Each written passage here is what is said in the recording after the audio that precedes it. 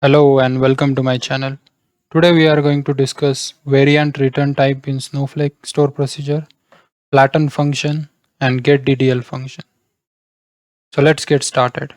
Once you log into your Snowflake account, let's create our sample store procedure. Here I am defining variant as a return type. At the first line, I am defining a list variable. Then we will just add two elements in that list. One is message 1 and message 2, and finally we will just return the list. So let's create our store procedure.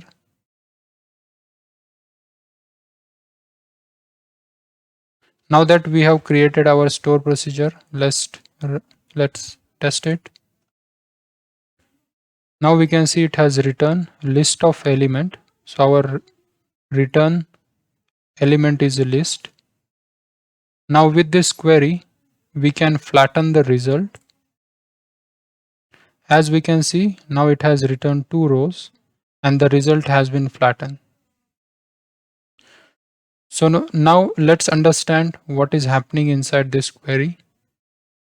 In this query, we have used Snowflake functions. First function is last underscore query ID. By default, this function will return most recent executed query ID, and it is only valid for the current session. Next function, result underscore scan. It will return a result of a previous query or a command.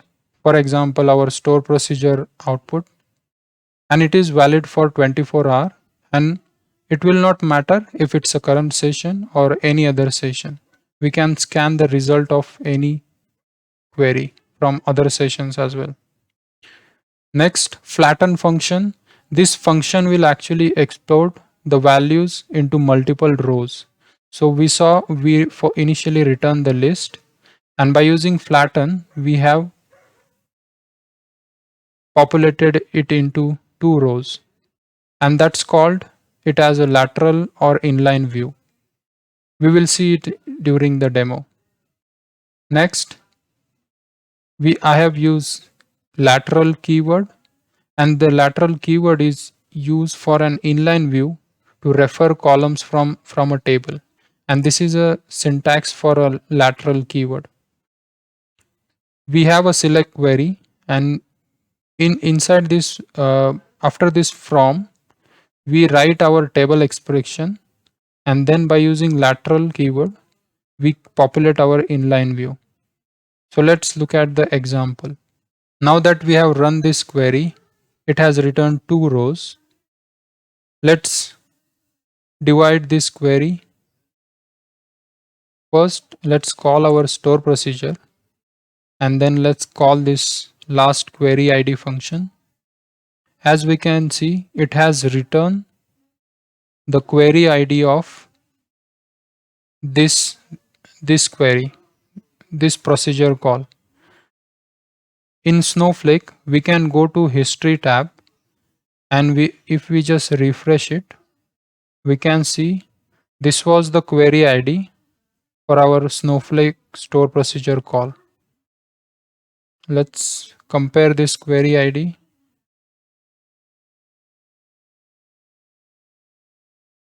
As we can see, this is the query ID that it has returned. Now let's again execute the store procedure, and now let's check what is happening in this query. So now as we can see, this is a table function, and inside this function we are passing result scan, and we are scanning the result of that last query ID. Now let's execute our store procedure again.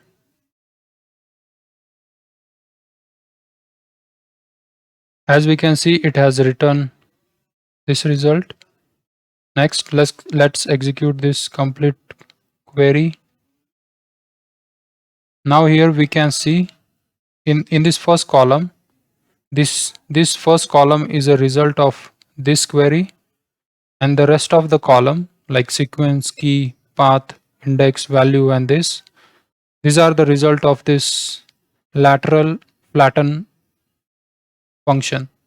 So here at the lateral, on the left side, this is our result of that expression, table expression that we just discussed in our slide. And this flatten function is flattening our result of this query, and it will just flatten the result into rows. And this is what it is stored in this value column.